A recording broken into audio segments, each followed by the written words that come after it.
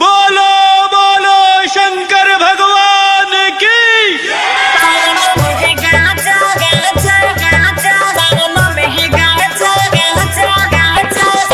DJ Kanchan राज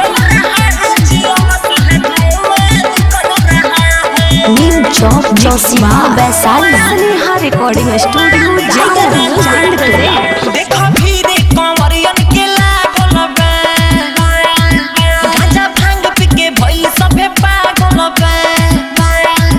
देखो भीरे कंवरियन के लागल बा, गांजा भांग पी के भइल सभे पागल बा।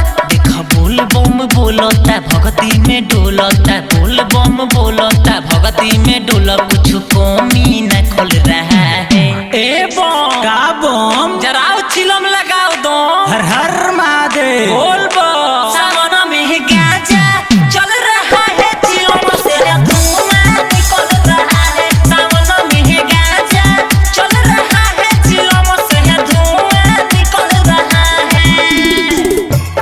Presented by Tiger Music। सावन में गाजा चल रहा है, डीजे कंचन राज निकल रहा है। नीम चौक चौसीमा वैशाली। सावन के पावन महीना में देखो जाता में सभे देव घर हो, पी के कंवरिया है बाबा के बूटी, गूंजेला शिव के नगर हो, गूंजेला शिव के नगर हो। सावन के पावन महीना में देखो जाता में सभे देव घर हो, पी के कंवरिया है बाबा के बूटी, गूंजेला शिव के नगर हो। कोई माने या न माने हम है भोला के दीवाने, कोई माने या न माने हम है भोला के दीवाने, दिल ऐसे मचल रहा है। ए बोला अरे गांजा तनी कम पीजिए, जल भी न चढ़ाना है। अरे ये बाबा का न बूटी है। सावन में गांजा चल रहा है, चिलम से धुआं निकल रहा है। सावन में गांजा चल रहा है, चिलम से धुआं निकल रहा है। Mix by Sneha recording studio Jamo Chandtola. DJ Kanchan राज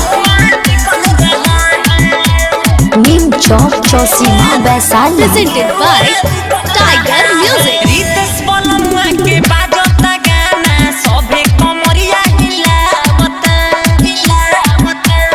गोलू श्रीवास्तव सुजीत सुदर्शन गांजा में सुरती मिलावता, गांजा में सुरती मिलावता।